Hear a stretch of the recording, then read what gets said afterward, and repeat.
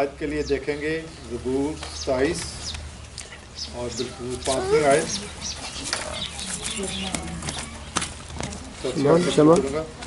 27 زبور اور 4 آیت سے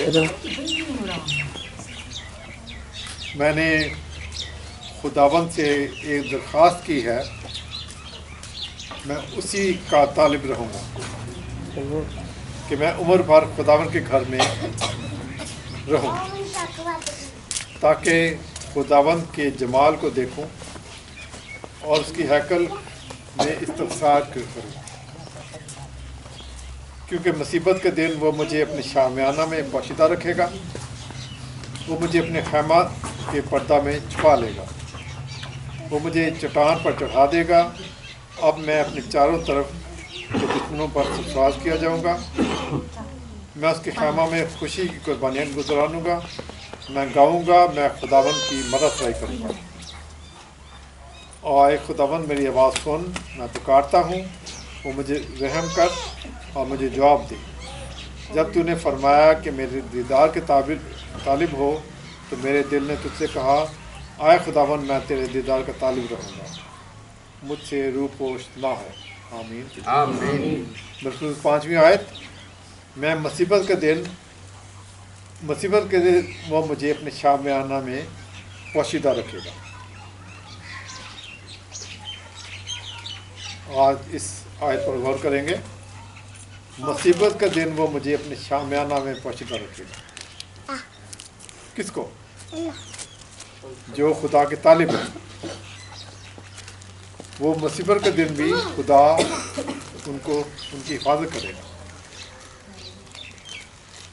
آج ہم دیکھتے ہیں بہت سی مصیبتیں آتی ہیں، ادھر طوفان آیا، اپنا سیلاب آیا، اور مسائل ہوتے ہیں، اور خدا کا یہ وعدہ ہے کہ میں تجھے محفوظ رکھوں گا اپنے شامیانہ میں، اپنے گھر میں، اپنے خیمہ میں محفوظ رکھے گا۔ صرف خدا اپنے بندوں سے وعدہ کر رہا ہے جو تیرے دیدار کے طالب ہیں، جو خدا کو جانتے ہیں، خدا کو پہچانتے ہیں اور اس کے پہچان میں ترقی کرتے ہیں، خدا ان سے وعدہ کرتا ہے، سب سے نہیں۔ سیلاب آتے ہیں، ادھر بھی ہے اور جگہ بھی آتے ہیں، دنیا میں آتے ہیں، پنجاب کے کئی علاقوں میں آتے ہیں، مویشی روٹ جاتے ہیں، راویکے میں مویشی بھینسیں گائے بھیڑیں وہ سب کچھ روٹ جاتی ہیں، مگر خدا کہتا ہے کہ اگر تو میرے طالب ہے، اگر تو میرے دیدار کا طالب ہے، خداوند کے جمال کو دیکھوں گا اگر تو میرا طالب ہے۔ اب ہم نے دیکھنا کہ خدا کے ہم طالب ہیں، خدا کے دیدار کے طالب ہیں، خدا کو پہچاننا چاہتے ہیں، تو خدا کا یہ وعدہ ہے کہ وہ مجھے اپنے شامیانہ میں پوشیدہ رکھے گا۔ سب کے ساتھ وعدہ نہیں ہے، صرف جو خدا کے طالب ہیں۔ واعظ پہلا باب اس کی 13 آیت، واعظ پہلا باب اس کی 13 آیت ہم دیکھتے ہیں، اس میں لکھا ہوا ہے، واعظ 13 باب اس کی پہلا باب اس کی 13 آیت،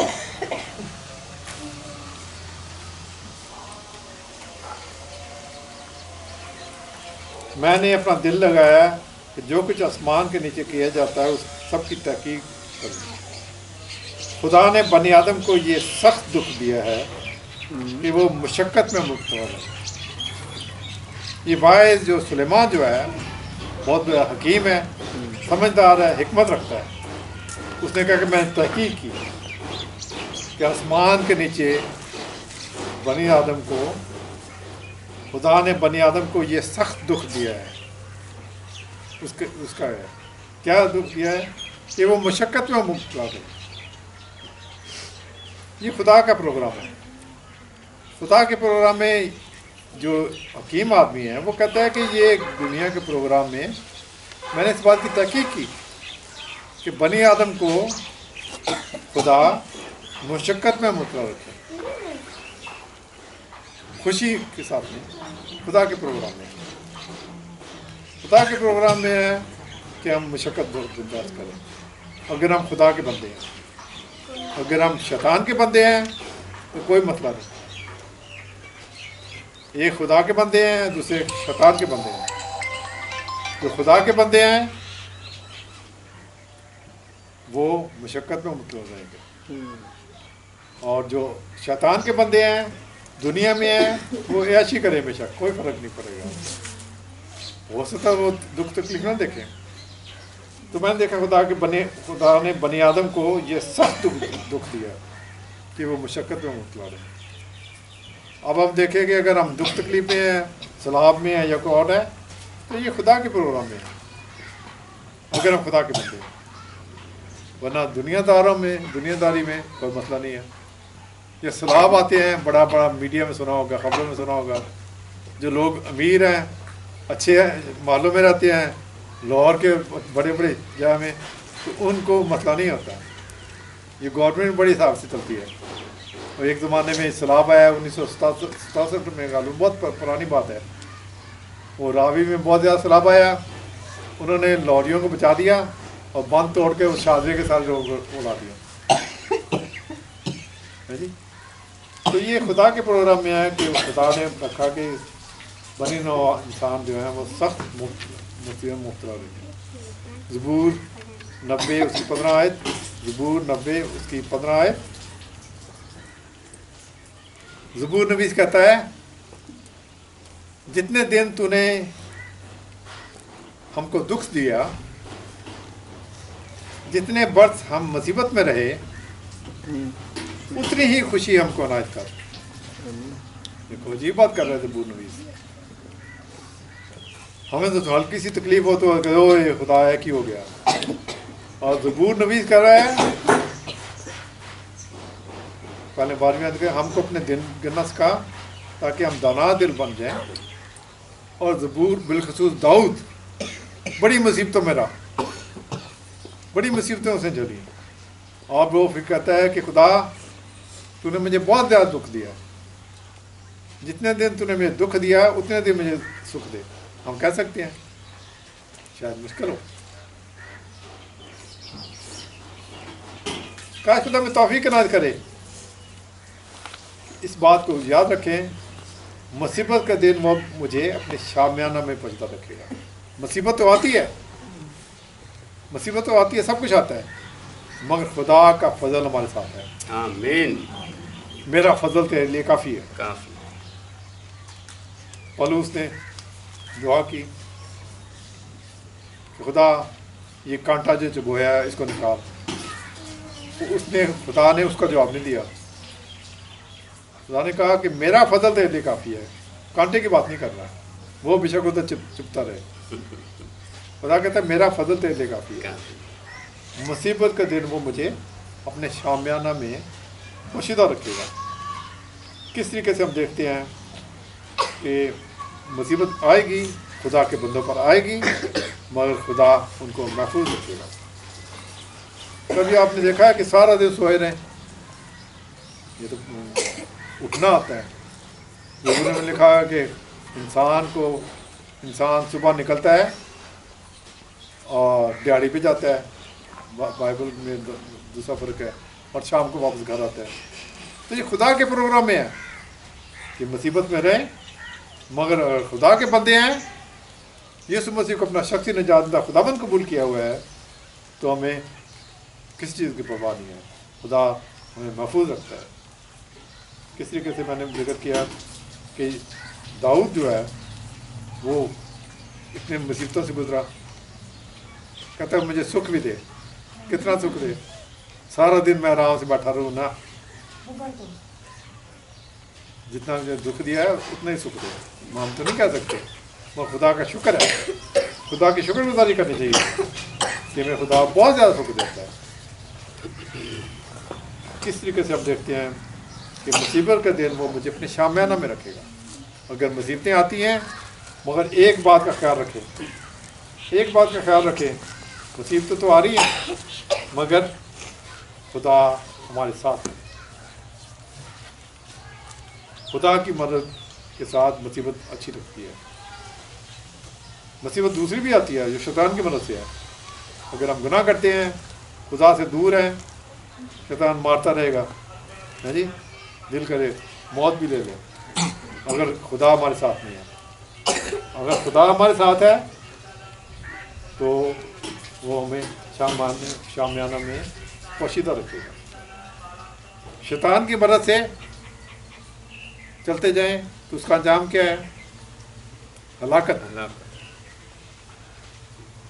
और खुदा की मदद से अगर मुसीबत आ रही है तो उसका अंजाम हमेशा की ज़िंदगी है, उसका अंजाम हमेशा की ज़िंदगी है। अब हमने देखना है कि हमारी जो मुसीबतें आ रही हैं तो खुदा को याद करें। खुदा को याद करेंगे तो खुदा का वादा है कि मुसीबत के दिन वो तुझे अपने शामियाना में, अपने खैमा में, अपने घर में महफूज रखेगा।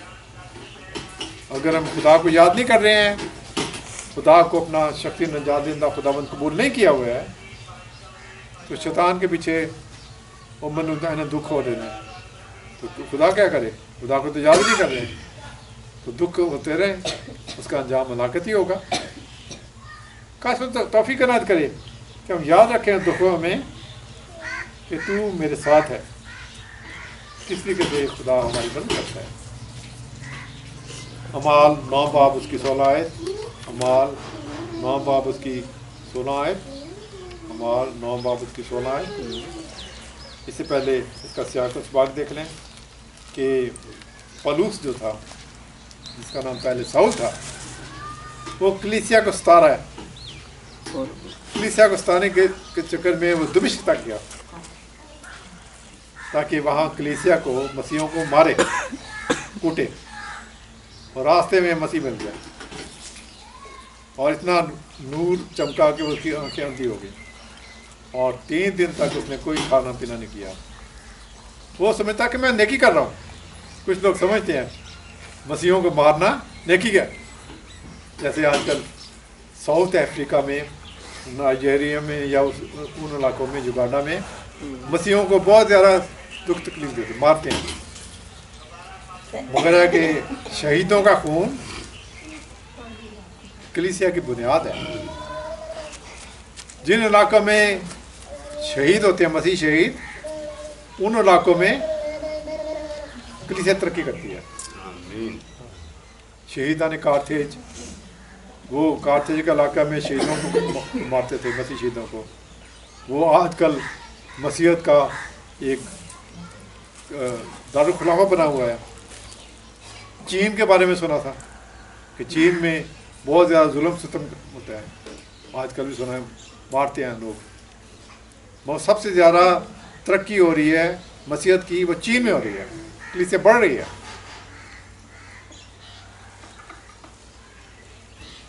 और भी हम देखते हैं मशरक़ी दुनिया में कुछ मुल्क ऐसे हैं जिनमें बहुत ज़्यादा शहीद होते हैं, और वहाँ साथ ये भी पढ़ते हैं कि कलीसिया तरक्की कर रही है। तो ये ना परेशान हो के दुख गुजर रहे हैं, दुखों में भी खुदा हमारे साथ होता है। हालेलुया। तो मैंने जिक्र कर दिया कि मैं अमाल 9 बाब 16 पढ़ रहा हूँ कि जब ये निकला मारने के लिए, अपने लिए बड़ी समझ रहा है कि ये नेकी कर रहा है। इस तरह बाद लोग समझते हैं, गैर मसीह लोग समझते हैं कि मसीहों को मारना एक बड़ी नेकी है। और जब खुदा ने इसको चुन लिया तो क्या जिक्र कर रहा है? अमाल 9 बाब उसकी 16 आयत, मैं उसे जता दूंगा कि उसे मेरे नाम की खातिर किस कदर दुख उठाना पड़ेगा।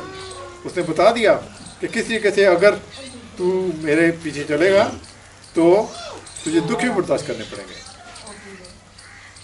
नेकी तो समझ रहा था कि मैं कर रहा हूँ मसीह को मारने के लिए। खुदा ने उसको पकड़ लिया। जब खुदा ने उसको पकड़ लिया, साथ बता भी दिया कि तू मेरे पीछे आ रहा है तो ध्यान ना ही, तेन दुख भी बर्दाश्त करने पड़ेंगे। तो पौलुस की दुखों के बारे में आपने सुना होगा। एक काम 3 बार, है ना, एक काम 40 कोड़े लगे, 3 बार कोड़े मारे, एक रात दिन समुद्र में गुजारा, दुखों में गुजरा। और लोग उसको मार रहे हैं, यहूदी लोग मारते हैं, कत्ल करते हैं। एक जगह वो गया اور یہودی اکٹھے ہو گئے کہ اس کو مارنا ہے، اور کلیسیا نے جب دیکھا کہ اس کو مارنے کے لیے کر رہے تو اس کو کیا کیا، اس کو بچانے کے لیے ان دنوں میں وہ قلعہ ہوتا تھا، اس کی دیوار ہوتی تھی، اور دیوار کے راستے ٹوکری کے ذریعے پولس کو نیچے اتار دیا کہ تو بھاگ جا سے یہودی تیرے مگر لگ گیا ہے۔ مگر ہے کہ یاد رہے مصیبت کے دن خدا میرا مددگار۔ میں پڑھا میں اعمال 9 باب اس کی 16 آیت، اعمال 9 باب اس کی 16 آیت، میں اسے جتا دوں گا۔ خدا نے بتا دیا ایڈوانس کہ اسے میرے نام کی خاطر کس قدر دکھ اٹھانا پڑے گا۔ یاد رہے کہ اس راستے پہ جب آ رہے ہیں نا تو دکھ اٹھانا پڑے گا۔ قاضی اسلم خان تھے، اس کے بعد اکثر لوگ آتے تھے کہ میں نے مسیح ہونا ہے، میں نے دوڑ جا، تمہیں پتہ نہیں کہ مسیح ہونا کی ہوئے گا، اے نہیں ہے کہ آرام نہ رہیں گے، نہ دکھ برداشت کرنے پڑے گا۔ میں اسے بتا دوں گا کہ اسے میری نام کی خاطر کس قدر دکھ اٹھانا پڑے گا۔ اس بات کو ہم نے غور کرنا ہے۔ اگر ہم دکھ میں سے گزر رہے ہیں خدا کو یاد کریں، شکوہ نہیں کرنا کیا خدا تم میں دکھ آ سکتے، نہ خدا تیرا شکر ہے کہ تو نے مجھے مصیبت میں گزارا۔ اور اس میں بھی کوئی راز ہوتا ہے، جب جب دکھ آتے ہیں شخصی طور پر کسی کے اوپر تو اس میں کوئی نہ کوئی فائدہ ہوتا ہے۔ یہ چھوٹے بچے بیٹھے ہیں، والدین مارتے ہیں، اے نہ کہ والدین مار رہے ہیں تو غلط کر رہے ہیں، نہ سوچیں کیوں مار رہے ہیں، تو وجہ ہوگی، راستے کو ٹھیک کرنا ہوگا۔ ہے جی، بچہ جا رہا ہے وہ مار دے گا، سیدھے راستے چل۔ ہم تو انسان ہیں، یہ جو بیل وغیرہ جو ہیں، گدھا جو ہے نالوں نال سوٹی رکھی ہوتی ہے انہوں نے گھوڑے میں ٹانگے پہ، یہ ویسے کیوں یہ غلط راستے جا رہے ہیں، جانور ماریں گے کہ سیدھے راستے جا۔ آج ہم نے کیا سیکھا؟ مصیبت کا دن وہ اپنے شامیانہ میں پوشیدہ رکھے، مصیبتیں آئیں گی۔ جس کو خدا مارتا ہے، کوڑے مارتا ہے، وہ بیٹا انسان میں لکھا ہوا ہے، بناتا ہے اسے کوڑے بھی مارتا ہے، جس کو بیٹا بناتا ہے اسے کوڑے بھی مارتا ہے، جس کو بیٹا بناتا ہے اس کو کوڑے مارتا ہے، اور جو بیٹے کو مارتا نہیں ہے وہ اس کے ساتھ کینہ رکھتا ہے، وہ اس سے کینہ رکھتا ہے۔ کی ہو آئی تھی کینہ رکھتا ہے، مثال دے انسان جو کر رہا ہے، اگر بیٹے کو مارتا نہیں ہے وہ کینہ رکھتا ہے، ہاں دشمنی رکھتا ہے، دشمنی رکھتا ہے۔ تو صحیح پتر جو ہے نا انہوں کٹ پائے گی۔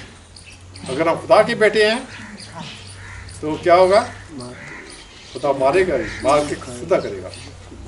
بنی اسرائیل خدا دی قوم تھی، اور مار مار کے سدھا کیا، 40 سال بے بات پھرتے رہے، 11 دن کا راستہ تھا مگر 40 سال پھرتے رہے انہوں نے گناہ دی وجہ سے۔ ہم خدا کو بیٹا کہتے ہیں، اور وہ کہتے ہیں جی مسیح خدا کا بیٹا کیوں ہے؟ وہ اسی خدا دے بیٹے ہیں، مسیح تے خود خدا تھی۔ مسیح کون ہے؟ کامل خدا، اور ساتھ ہی کامل انسان بھی ہے۔ اور یہ کیا اعتراض ہے کہ انہوں بیٹا کہتے ہیں؟ وہ اسی بیٹے ہیں، اسی خدا نے باپ کرنے ہیں، روحانی باپ ہے جی۔ مسیح کی تو بات پیچھے رہ گئی، وہ تو خود کامل خدا ہے، کامل انسان ہے۔ اس بات کو ہم آج یاد رکھیں، مصیبت کا دن وہ مجھے اپنے شامیانہ میں پوشیدہ رکھے گا۔ جیسی مصیبتیں آئیں، سیلاب آئے، کچھ آئے ہے جی، اور کوئی مسئلہ ہو، خدا ہمارے ساتھ۔ یہ تسلی جو ہے نا یہ کسی اور مذہب میں نہیں ملتی۔ وصیت میں یہ کہا ہے، کیا کہا ہے کہ آ جا تیرے کٹ بھی پائے گی، نہ جی آ جا تینوں پیسے نہیں لبن گے، نہ کٹ بھی پائے گی۔ اگر تو غلط راستے چلے گا تینوں میں مار مار کے سیدھا کرا، مگر خدا کو پتہ ہے کہ اس کو کس راستے چلانا ہے۔ اگر راستے آگے پیچھے ہوگا تو مصیبت پڑے گی۔ خدا ہمیں توفیق عنایت کرے، اس بات کو یاد رکھیں کہ مصیبتوں میں ہم نے گھبرانا نہیں ہے۔ مصیبت کا دن وہ مجھے اپنے شامیانہ میں پوشیدہ رکھے گا۔ आपको याद कई बार बोला है, आपको याद हो जाती है, मुसीबत के दिन वो मुझे अपने शामियाना में पोशीदा रखेगा। किसको? जो नजात याफ्ता लोग हैं, जो यीशु मसीह को अपना शख्सी नजात खुदावंद कबूल करते हैं, बाकियों का लिए नहीं। जो सही मसीह हैं वो मुसीबतों से गुजरेंगे। काश खुदा में तौफीक अता करे कि यीशु मसीह को अपना मैं शख्सी नजात खुदावंद कबूल करूँ, ताकि अगर मुसीबत भी आए तो मसला कोई नहीं। पालूस के वाला पड़ा, जब मसीह ने उसको पकड़ लिया, साथ बता भी दिया, मैं जता दिया, तो ये मुसीबतों से गुजरना पड़ेगा। हम यीशु मसीह को कबूल करें और जैसे भी खुदा चाहे उसके मुताबिक जिंदगी। खुदा हम सबको बरकत दे। आमीन।